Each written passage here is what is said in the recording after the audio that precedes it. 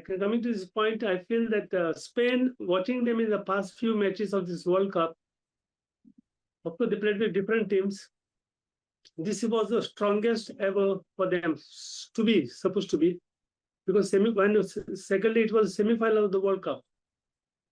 France unexpectedly, I mean, to the many of the French followers, I can say, even the French team, they rose above multiple times in their own performance and dominating totally, extraordinarily against France today, yesterday night. And that was one of the issue I would like to discuss, that it gave little time for France to adjust, to settle themselves, but could not be done. Could not be done. And France are all over France.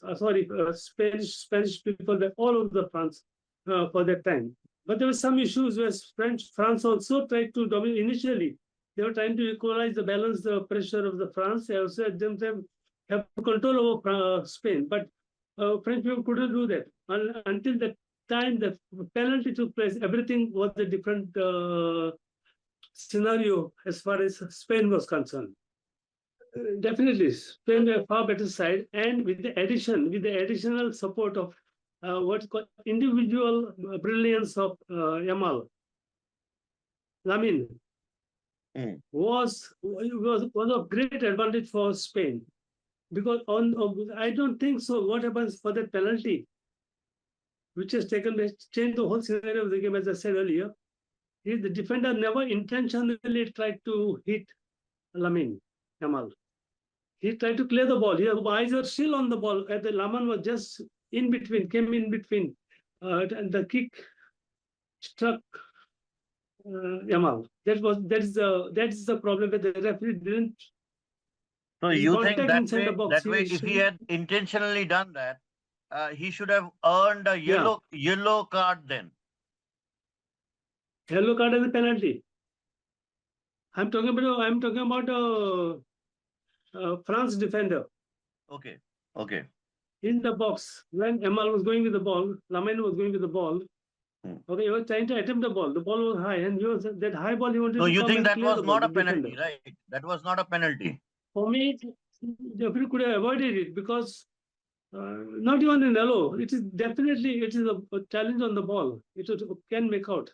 His eyes were not on the. You think that was the turning point of the match? I mean, if that penalty wasn't there, France would have given Spain good fight back. Yes, could have been yellow, fine, but the referee immediately spotted. Didn't wait for a second to consult anyone, or maybe the assistant referee, or of course, finally came the VAR, but he didn't wait. He was spotted to the penalty spot. Yeah. Another thing that we saw was Mbappe. Mbappe was a pale shadow of himself. He was not able to play as a central attacker. He was all over the place. He was going to the left. He was going to the right. Do you think there was too much desperation on the part of Mbappe and Dembele? I mean, they were trying to create too many things, yet they were not in control. Spain were completely in their control. Yes, that is one of the reasons Mbappe was moving around to find space elsewhere, because he was sort of he was choked up by the Spanish defender. They did their job very well. He was unable to get a free time to move. Mbappe, he was trying to find other places around there himself in the box, but he couldn't succeed himself. And I didn't find much on the Dembele. Dembele also, I couldn't find much in him. A little bit he did, but it was not enough to break through the Spanish midfield and the forward defensive area. So midfield possession was Spain had more possession, and also the fact that Spain's attack shot on target were far more than France. In fact, France, in the entire duration of the match, France had a 1 or 2 shot on target, while France had 7 to 8.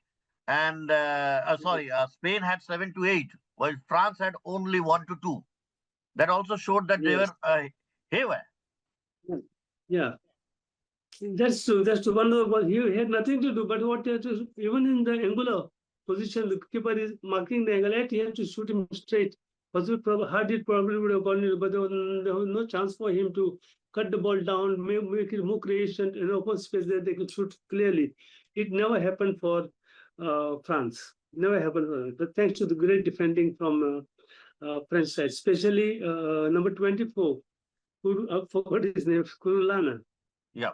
Okay, the long head, big head guy. He was like a scorpion everywhere, but in speed to take away the balls from the midfield and strikers of the France. Yeah. Okay. What do you have to talk about the performance of Yamal? He was great in the tournament. He was good yesterday as well. Last night also we saw him doing very well. What do you think of Yamal's performance? Yamal's performance yesterday was outstanding, except two things. I don't know why did referee was, despite appeal from the Spanish side, two times he has, in fact, going to try challenge, he has stamped over a French defender two times. Once, I don't know which, then later on again. And both the time the referee did not bother to. Once was against Mbappe, where Mbappe, yeah. Yeah. So you think that if he has done it twice and twice he escaped, in fact, then twice means he should have earned a red card. Yes, first time if the referee was alert enough to do his job properly, when he can do for others, why not for Yamal? Okay. That was my point. And Okay. he just ignored it, sort of. He just smiled it up, talking to them, and just moved away with the move of the match. But the point is that if he had to do that first initial. You think the referee was very lenient? Referee was very lenient towards Yamal. I cannot say that, but maybe, of course, he's a star. He's definitely a born star now again. Last performances for Spain, and now it is totally depending on him. Not just possess the ball, and he creates. Creation. He's a creator of chances for others to score, and for himself also. One with the slightest offside, he was in the slightest position for an offside. How did he dart in the French defense, cut past another one or two, and then he left foot, he scored a goal. They pulled up an offside. But what was a great move from Yamal.